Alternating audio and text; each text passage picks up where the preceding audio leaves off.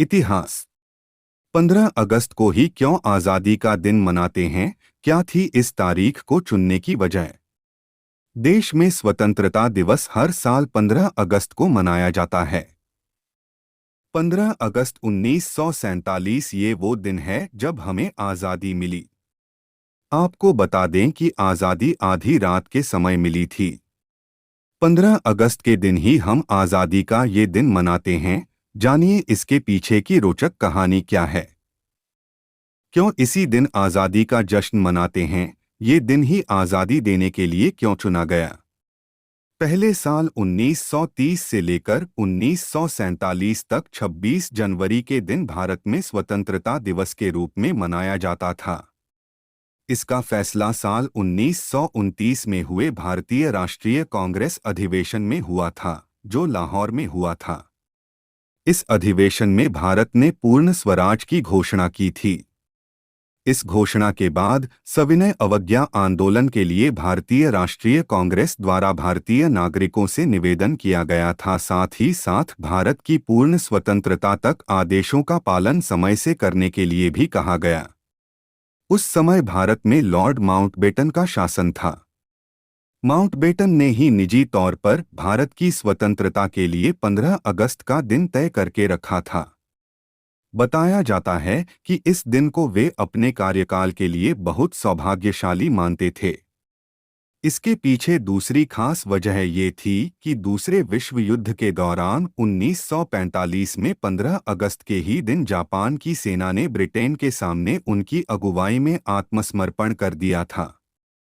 Mountbatten उस समय सभी देशों की संबद्ध सेनाओं के कमांडर थे।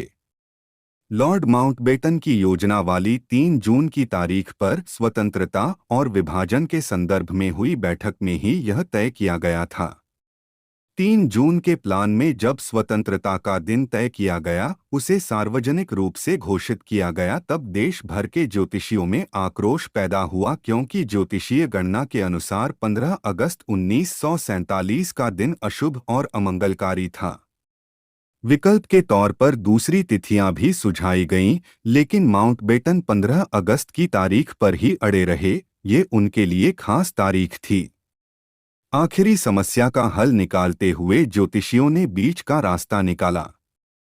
फिर 14 और 15 अगस्त की मध्यरात्रि का समय सुझाया और इसके पीछे अंग्रेजी समय का ही हवाला दिया गया।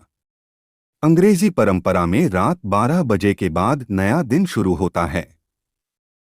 वहीं हिंदी गणना के अनुसार नए दिन का आरंभ सूर्योदय के साथ होता है। ज्योतिषी इस बात पर अड़े रहे कि सत्ता के परिवर्तन का संभाषण 48 मिनट की अवधि में संपन्न किया जाए हो, जो कि अभिजीत मुहूर्त में आता है। ये मुहूर्त 11:51 से शुरू होकर 12:15 तक पूरे 24 मिनट तक की अवधि का था। ये भाषण 12:39 तक दिया जाना था। इस तय समय सीमा में ही जवाहरलाल नेहरू को भाषण देना था। शुरुआती तौर पर ब्रिटेन द्वारा भारत को जून 1948 तक सत्ता हस्तांतरित किया जाना प्रस्तावित था। फरवरी 1947 में सत्ता प्राप्त करते ही लॉर्ड माउंटबेटन ने भारतीय नेताओं से आम सहमति बनाने के लिए तुरंत श्रृंखलाबद्ध बातचीत शुरू कर दी, लेकिन सब कुछ इतना आसान नहीं था। खासकर तब जब विभाजन के मसले पर जिन्ना और नेहरू के बीच द्वंद्व की स्थिति बनी हुई थी। एक अलग राष्ट्र बनाए जाने की जिन्ना की मांग ने बड़े पैमाने पर पूरे भारत में सांप्रदायिक दंगों को भड़काया और हर दिन हालात बेकाबू होते गए। निश्चित ही इन सब की उम्मीद माउंटबेटन ने नहीं की होगी, इसलिए इन परिस्थितियों ने माउंटबेटन को विवश किया कि वह भारत की स्वतंत्रता का दिन 1948 से 1947 तक एक साल पहले ही पूर्वस्थगित कर दें। साल 1945 में दूसरे विश्व युद्ध के खत्म होने के समय ब्रिटिश आर्थिक रूप से कमजोर हो चुके थे और वे इंग्लैंड में स्वयं का शासन भी चलाने में संघर्ष कर रहे थे। ऐसा भी कहा जाता है कि ब्रिटिश सत्ता लगभग दिवालिया होने की कगार पर थी।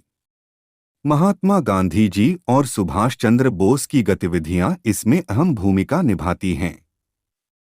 1940 की शुरुआत से ही गांधी और बोस की गतिविधियों से अवाम आंदोलित हो गया था और दशक के आरंभ में ही ब्रिटिश हुकूमत के लिए यह एक चिंता का विषय बन चुका था।